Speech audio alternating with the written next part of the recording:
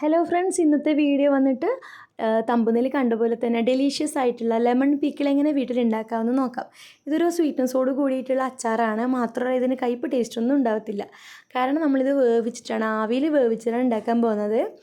ആവിയിൽ വേവിച്ചുണ്ടാക്കുമ്പോൾ അതിൻ്റെ ഒരു തിക്നെസ്സോട് കൂടിയിട്ടുള്ള ഗ്രേവി ആയിട്ട് കിട്ടും. മാത്രമല്ല കയ്പ്പും ഉണ്ടാകത്തില്ല. ഇതുപോലെ ഒന്ന് കട്ട് ചെയ്തെടുക്കാം കേട്ടോ. ഒരു 10-15 മിനിറ്റ് ആവിയിൽ വേവിച്ചതിന് ശേഷം ഇങ്ങനെ കട്ട് ചെയ്തെടുക്കാം. ഇത് ഉണ്ടാക്കാൻ വേണ്ടിയിട്ട് നമ്മളൊരു അടി കട്ടിയുള്ള പാത്രം അടുപ്പത്ത് വെച്ചിട്ടുണ്ട്. ഞാൻ ചീനച്ചട്ടിയാണ് ഉപയോഗിച്ചത്. ഇതിലേക്ക് നമ്മൾ ഒരു 1-1.5 ടേബിൾ സ്പൂൺ വരെ എള്ളെണ്ണ ചേർത്ത് കൊടുക്കാം. വെളിച്ചെണ്ണയല്ല, എള്ളെണ്ണയാണ് കേട്ടോ അച്ചാറിന് വേണ്ടിയിട്ട് യൂസ് ചെയ്യുന്നത്. എല്ലാവർക്കും അറിയാമായിരിക്കുമല്ലോ അല്ലേ. അതിനുശേഷം നമ്മൾ കടുക് പൊട്ടിച്ച് കൊടുക്കാം. ഈ ഒരു പ്രോസസ്സ് ആദ്യം തന്നെ ചെയ്യുകയാണെങ്കിൽ അച്ചാർ പെട്ടെന്ന് തന്നെ ഉണ്ടാക്കിയെടുക്കാം. അതിലേക്ക് നമ്മൾ ഒരു സ്പൂണ് കടുക് ഇട്ട് കൊടുക്കുന്നുണ്ട്. ഇതിൻ്റെ കൂട്ടത്തിൽ തന്നെ നമുക്ക് ഉലുവ കൂടി ചേർത്ത് കൊടുക്കാം. ഉലുവ ഇപ്പം എൻ്റെ കയ്യിലില്ലാത്ത കാരണം ചേർത്ത് കൊടുത്തിട്ടില്ല. ഉലുവ കൂടി ചേർക്കുകയാണെങ്കിൽ നല്ല ടേസ്റ്റ് ആയിരിക്കും, എങ്കിലും നല്ല ടേസ്റ്റാണ്. അതിനുശേഷം നമ്മൾ ഇഞ്ചി വെളുത്തുള്ളി പേസ്റ്റ് അല്ല, ചതച്ചതാണ് കേട്ടോ. എങ്ങനെ വേണമെങ്കിലും ചേർത്ത് കൊടുക്കാം. പിന്നെ കൂട്ടത്തിൽ പച്ചമുളകും കറിവേപ്പിലയും കൂടി ചേർത്ത് കൊടുത്തിട്ടുണ്ട്. എരിവിന് ആവശ്യമായിട്ടുള്ള പച്ചമുളക് ചേർത്ത് കൊടുക്കാം. ഇതൊന്ന് മൂത്ത് വരുമ്പോഴത്തേക്കും നമുക്ക് പൊടികൾ ചേർത്ത് കൊടുക്കാം. ഒരുപാടങ്ങ് ഫ്രൈ ആകാൻ പാടില്ല, ചെറുതായിട്ട് എൻ്റെ പച്ചമുളക് മാറുന്ന വരെ. അതിനുശേഷം നമുക്ക് 2 ടേബിൾ സ്പൂണ് മുളക് പൊടി ചേർത്ത് കൊടുക്കാം. എരിവില്ലാത്ത കളറുള്ള മുളക് പൊടി, കാശ്മീരി ചില്ലി പൗഡറാണ്, 2 ടേബിൾ സ്പൂൺ. അതിനുശേഷം 2 ടേബിൾ സ്പൂൺ അച്ചാർ പൊടിയും കൂടി ചേർത്ത് കൊടുക്കാം.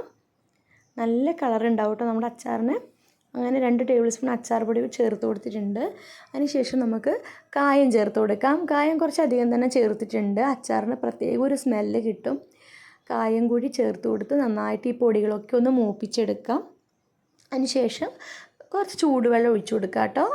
ഒരുപാടങ്ങ് തിളച്ച വെള്ളമല്ല, എന്നാലും ചൂടുവെള്ളം, ചെറുതായിട്ടൊന്ന് ചൂടായിട്ടുള്ള വെള്ളം ചേർത്ത് കൊടുത്തിട്ട് നമുക്കിതിനാവശ്യമായിട്ടുള്ള ഉപ്പ് ചേർത്ത് കൊടുക്കാം കേട്ടോ. വെള്ളം ചേർത്തതിന് ശേഷം ഒന്ന് മിക്സ് ചെയ്ത് കൊടുത്തിട്ട് ഉപ്പിട്ട് കൊടുക്കാം.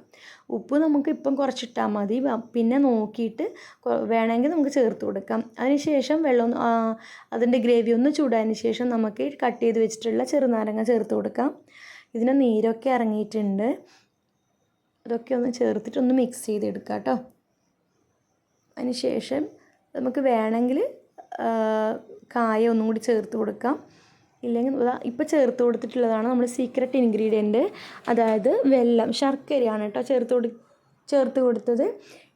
അതിനൊരു സ്വീറ്റ്നെസ് കൊടുക്കുന്നത് ശർക്കരയാണ്. അപ്പോൾ അതിൻ്റെ കയ്പ്പ് നമുക്ക് അറിയാൻ പറ്റില്ല. ഇതൊന്ന് തിളച്ചതിന് ശേഷം നമുക്ക് തീ ഓഫ് ചെയ്ത് കൊടുക്കാം. ഇത്രയേ ഉള്ളൂ നമ്മുടെ അച്ചാർ. സിമ്പിളല്ലേ? എല്ലാവരും വീട്ടിൽ ട്രൈ ചെയ്ത് നോക്കാം കേട്ടോ. എന്നിട്ട് അഭിപ്രായം കമൻറ്റ് ബോക്സിൽ അറിയിക്കുക. തീർച്ചയായിട്ടും നിങ്ങൾക്ക് ഇഷ്ടപ്പെടും. അത്രയ്ക്കും ടേസ്റ്റി ആയിട്ടുള്ള ലെമൺ പിക്കിളാണ്. സിമ്പിളായിട്ട് ഉണ്ടാക്കുകയും ചെയ്യാം. ഒന്ന് തിളച്ചതിന് ശേഷം നമുക്ക് തീ ഓഫ് ചെയ്തിട്ട് ഇതൊന്ന് ചൂടാറാൻ വേണ്ടി വെക്കാം കേട്ടോ. കാരണം ചൂടാറിയിട്ടാണ് നമ്മൾ വിനാഗിരി ചേർത്ത് കൊടുക്കുന്നുണ്ട്. നാരങ്ങ ഓൾറെഡി പുളിയാണെങ്കിലും നമ്മൾ വിനാഗിരി ചേർത്ത് കൊടുക്കുമ്പോൾ പെട്ടെന്നൊന്നും ഇത് കേടാവില്ല. അപ്പോൾ ഇതൊന്നും മുഴുവനായിട്ടും ചൂടാറിയതിന് ശേഷം നമുക്ക് വിനാഗിരി ചേർത്ത് കൊടുക്കാം. 1 സ്പൂൺ വരെ ചേർത്ത് കൊടുക്കാം കേട്ടോ. ചേർത്ത് കൊടുത്തതിന് ശേഷം നമുക്കിത് ഒരു 10 മിനിറ്റ് റെസ്റ്റ് ചെയ്തതിന് ശേഷം നമുക്ക് ബൗളിലേക്ക് മാറ്റി കൊടുക്കാം. ഇത് ദിവസം കഴിയുന്നതിനാണ് കേട്ടോ ടേസ്റ്റ് കൂടി വരിക. നമ്മൾ ഉണ്ടാക്കിയ അന്ന് തന്നെ നമുക്ക് ചെറിയൊരു കയ്പ്പൊക്കെ തോന്നാം. കാരണം നമ്മുടെ കായൊക്കെ ചേർത്ത് കൊടുത്തിട്ടുണ്ടല്ലോ. അപ്പോൾ 2-3 ദിവസം കഴിയുമ്പോഴാണ് ഇതിൻ്റെ ടേസ്റ്റ് കൂടി വരും. എല്ലാവരും വീട്ടിൽ ട്രൈ ചെയ്ത് നോക്കാം കേട്ടോ. ഞാൻ ബൗളിലേക്ക് മാറ്റി കൊടുത്തിട്ടുണ്ട്. കണ്ടില്ലേ, നല്ല തിക്നെസ് ആയിട്ടുള്ള അച്ചാർ റെഡി ആയിട്ടുണ്ട്.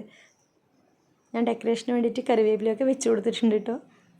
അപ്പോൾ എല്ലാവരും വീട്ടിൽ ട്രൈ ചെയ്തിട്ട് അഭിപ്രായം കമൻറ്റ് ബോക്സിൽ അറിയിക്കാം കേട്ടോ. എല്ലാവരും എൻ്റെ ചാനൽ സബ്സ്ക്രൈബ് ചെയ്യാത്തവർ ചെയ്തിട്ട് സപ്പോർട്ട് ചെയ്യുക. താങ്ക്